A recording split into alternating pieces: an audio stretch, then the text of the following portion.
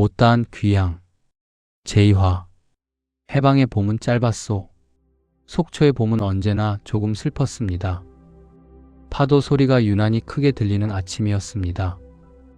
아버지의 두 번째 일기장. 표지를 넘기는 손이 조금 떨렸습니다. 오래된 종이 냄새가 났습니다. 먼지와 세월과 아버지가 끝내 말하지 못한 것들의 냄새였습니다. 첫 줄이었습니다. 8.15. 해방이요. 마침표가 없었습니다. 느낌표도 없었습니다. 그냥 8.15. 해방이요. 그 세 글자에 아버지는 15해의 무게를 담으셨던 겁니다. 아버지, 저는 오늘 아침에야 처음으로 생각했습니다. 아버지가 15살이었다는 것을. 제 아이가 지금 15입니다. 제 아이는 매일 아침 늦잠을 잡니다. 학교에 가기 싫다고 투정을 부립니다. 그 나이에 아버지는 어무이 손잡고 남의 밭을 갔습니다. 해방이 뭔지도 몰랐습니다. 저는 아버지께 한 번도 물어보지 않았습니다. 15살 아버지가 어떤 하루를 살았는지를. 그리고 이제 물어볼 수가 없습니다.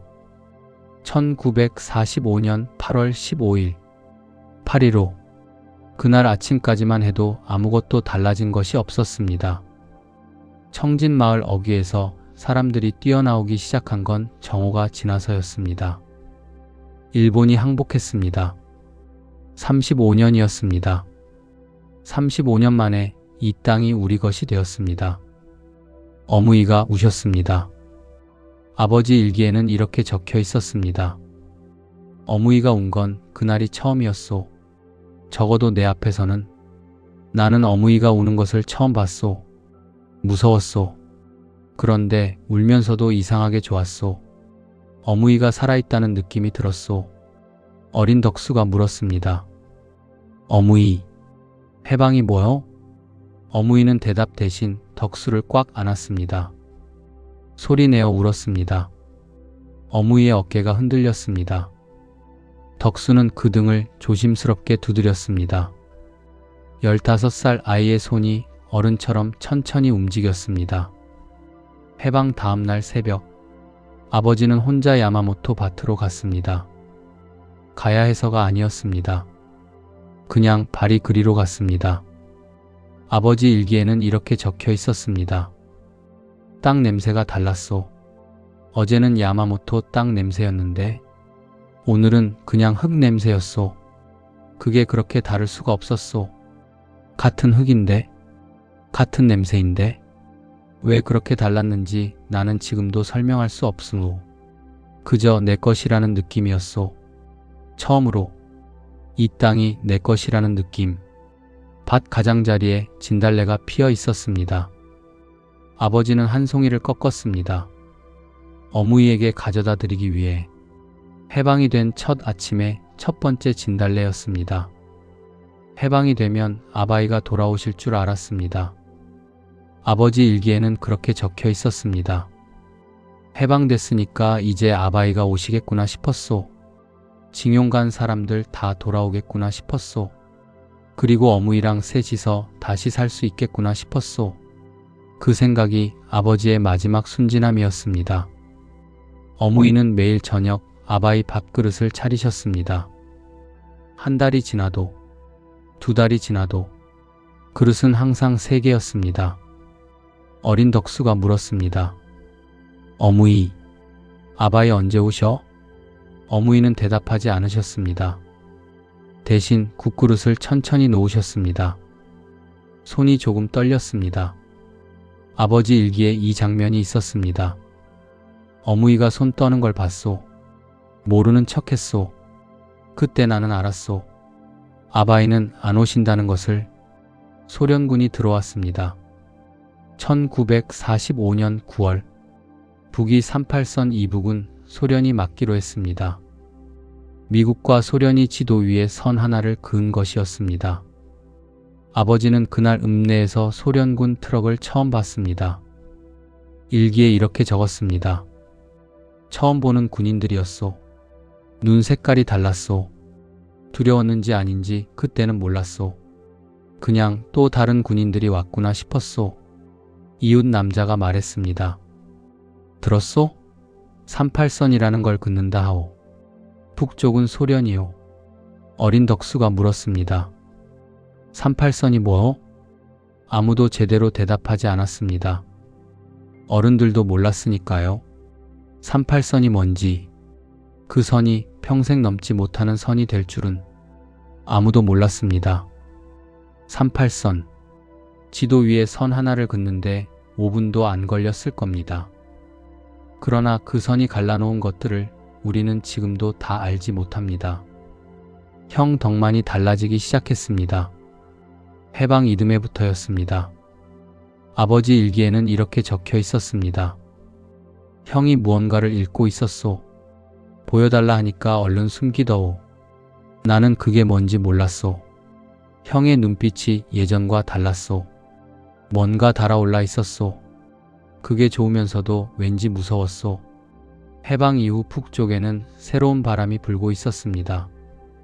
소련의 지원을 받은 세력이 권력을 잡아가고 있었습니다. 공산주의, 사회주의, 처음 듣는 말들이 마을마다 들어오기 시작했습니다. 19살 형 덕만은 그 말들을 믿기 시작했습니다. 아버지 일기에는 이렇게 적혀 있었습니다. 형이 저렇게 웃는 얼굴을 오래간만에 봤소. 형은 뭔가를 믿기 시작한 것 같았소. 나는 그게 좋으면서도 왠지 더 무서웠소. 어린 덕수가 물었습니다. 어무이, 형이 요즘 왜 저래요? 어무이는 오래 대답하지 않으셨습니다. 그리고 조용히 말했습니다. 덕수야, 형한테 뭘 물어보지 말라오. 알겠소? 어린 덕수가 다시 물었습니다. 왜요? 어무이가 말했습니다. 그냥 요즘 세상이 그래. 어무이는 알고 계셨던 겁니다. 세상이 어디로 흘러가는지를, 형이 어디로 가고 있는지를, 그리고 그 끝이 어디인지를.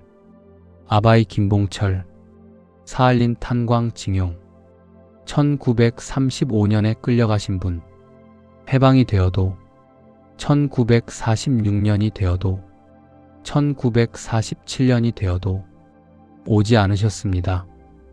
소련 치하에서 사할린의 조선인들은 그냥 남겨졌습니다. 귀환선이 다니지 않았습니다. 길이 막혀 있었습니다.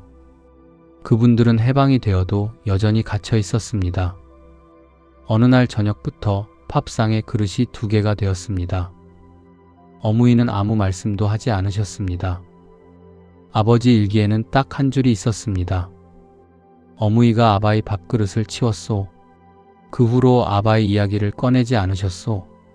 그러나 밤마다 혼자 우셨소. 1948년 봄, 북쪽과 남쪽은 완전히 다른 나라가 되어가고 있었습니다. 38선은 이제 선이 아니라 벽이었습니다.